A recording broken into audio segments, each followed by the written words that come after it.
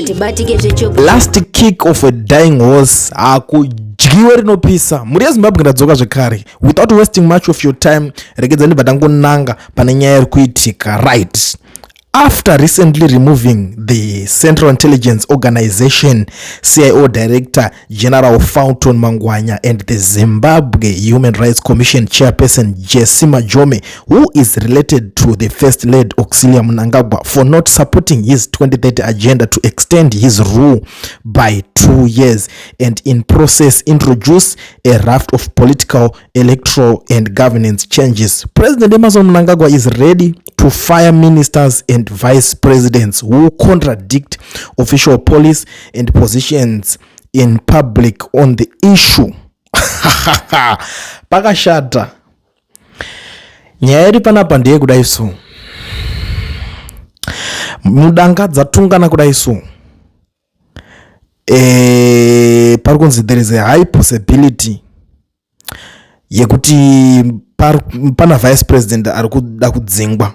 Saka parikunzi ma vice presidents, but in particular ari kunyanya kutaurwa panapa ndi vice president asiri kuwirirana necap 3 ndiye vice president ari kutarisirwa nekuti asi nekudzingwa panapa. Ndo pane nyaya hombe ipapo pari kunyanyisa kutemesa musoro. Saka ndakaudza takoti nyaya dzacho kuona dzadai soka panenge patoshata. Handisoda kunyanya kupedza nguva ndichirebesa nekuti pane zvekutaurwa nevakuru vari panapa. Toda kubva tangowapa nzeve tese tiri panapa, iwo wakateerera, inini ndakateerera, tichinzwa kuti nyaya yacho iyi inoperera kupi nekuti zvatotanga so. Pamusoro vana veZimbabwe, this is a special announcement kuvazukuru vaMbuya Nehanda. Ndi Dr. D. Ndikutaura ndiri pasi pemuti, pasi pemuti unotonhorera pabvute mubvuri. Ndambokutaurirai, ndakabata musheki wangu mutema. Ndini ndiri kutaura muzukuru waMbuya Nehanda. Zviri kuitiwa nevanhu vanhangero ID Garwe vari kutambisa nguva. Ndakati nguva yapera, Mnangagwa we are cornered. Urudaidza Ramaphosa aite sei? Ndiri kubvunza ndini, aite sei Ramaphosa? Zvauri kuita naMaphosa kucricket farm urutambisa nguva. Ndakutaura kuti you are cornered. Ndakutaura kuti iwe mazuva ako akwana. Remember, ndakutaura kuti 30 May hauko. Wauda kutambisa nguva yawaziyo zukuru waMbuya Nehanda. Wauzondisamwisa manje. Ndini ndiri kutaura ini Commander D.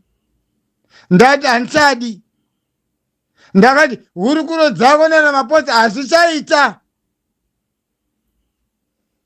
Unondidaidzira inini Sadhaki kundiite sene Sadhakini. Mupwere hana kuwina ere marizauti apa ushamisa uyu. Zvauda kuita kuti iwe. Ndauda kuti iwe vanatagwire vako nanachivhaya please ndapota. Nguva yati ndakati inini 30 May hakuna hauko. Ndauda ndikati you are cornered. Buruka kana gurira uya unditsvake undione. Unotsva endo wakuzotsva manje. The spirit of Mbuya Nehanda is now uprising. The time is up upon you. Iwe ndiwo wewe uruzviparira mhosva ndoruzisa mukona. Mnangagwa zvese zvakuita zvichabatsiri. Inani ndabasa nezvemajenere zvako izvo. No. Ndata ndine hondo yangu. Hondo yangu iri mumakembi. Mumakembi ndo mune hondo yangu, ndo mune masoja aMbuya Nehanda arizosunungura Zimbabwe. Kusina kuti kwazi kuna meja, kuna general, kuna chikuri pfuti. Ndakataura kare ndikati chichasunungura Zimbabwe ingangani. Zimbabwe munhu sifanga silver cake money in. Inda muda ndivhiringiza kudai. Mnangagwa. Iwe Mnangagwa. Iwe Edison iwe. Ndini Dr. D. Remember, ndakataura kuti ndinokubata ini. ndakataura imi imafana muri papa-state house apa ndikangoona anenge akangoibata chete unoumburuka uri kutsva ndini komando yemweya komando yebako Dr. D. This is my final warning, but remember the date 30 May hauko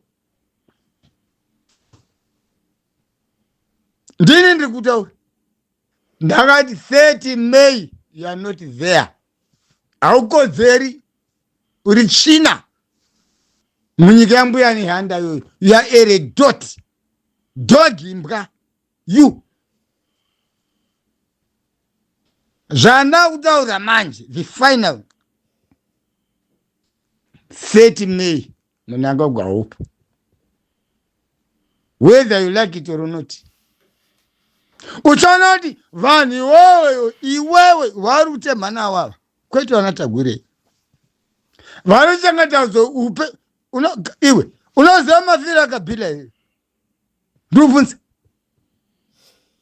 zvisina kabhira noti mwana uyu afane vana vako vana shunu vauda kuti the proper ndiwe proper kabhira manje ndikubvunza kuti unoziva kuti akafa here akafa sei ndikubvunza ina handiti zvouri kurei remember ndakataura kuti inini Commander D tinoziva here mafiro akabhila usapindureni pindura vana vezimbabwe vazukuru mbuya nehanda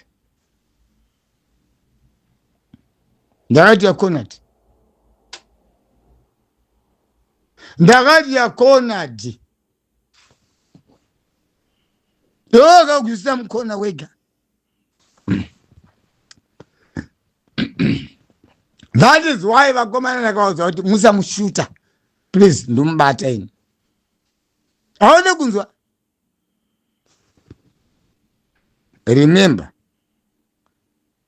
TikTok time is going as 30 May hauko ungaronga zvipi but iwe pachako ndini Dr. D zoti 30 May haupo and ubvunza kuti unoziva here mafiro akabhila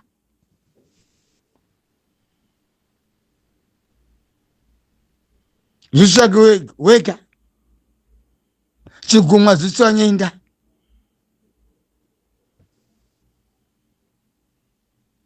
ndini ndaenda Dr. D komando yomweya vana vezimbabwe batai hana zvezvokuri Homa City me hakunazvo ndakatsurika nayo rira gare mudzimba dzenyu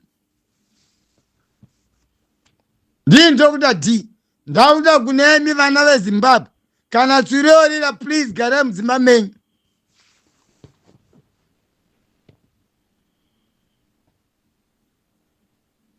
why takakwana munanga wanawo muzauti yakonati asana kuzona paminofisefotya saThomas ndiuza munanga wekuti mafiro akabhila unoaziya here ndini Dr. D komanda mwe ina ndine zvemahurukuro zvese ini zvousera kusurirwa mhepo handidi hana nguva iyoyeni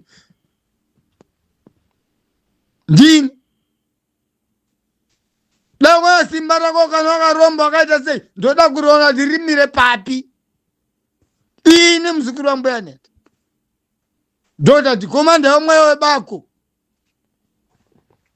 your days are numbered. TikTok remember 30 May you are not there haupo iwe zvese nezvigananga zvako zvesese ndini ndikutaura mukomanda yomweya Dr. D handina zveuri kureni yunivhesiti yangu ifuti ndo dhigiri rangu refuti ngangani haunzwi ndokukosha iwewe uri goridhe reZimbabwe iwewe rauri kutengesea kumachina vana veZimbabwe vakati haudi vofunga havaoni iwewe handina zvauri kwaye vana chiwenganachi iwe ndinoda kuubata vanoziva mabasa avo vachazoya voita iwe nda kubata handisi kuda kuti urohwe kana nefuti iwe wajaira kuurayaka indoda kukubata ndotupupure zvese from A to Z. Ndini Dr. D Commander wemweya webako. Ndakati muzonondona usanditi kaka, usanditi imi. Ndati musochandona usanditi ka, usanditi imi. Ndini Dr. D Commander wemweya webako. Remember 30 May. That is your deadline. And kusvika 30 May unenge unelakiwe. Ende lakira I don't know. Ndopa chauna kuti akaromba iwo nambuya nehanda ane simba ndiani. You and nambuya nehanda. Ndini Dr. D. Mtumwa weropa. Ndini. Nemtego wangu mtema wambuya nehanda. Ndakati huya secha mani hapa ndirimo mZimbabwe. Ndomirira padhuze.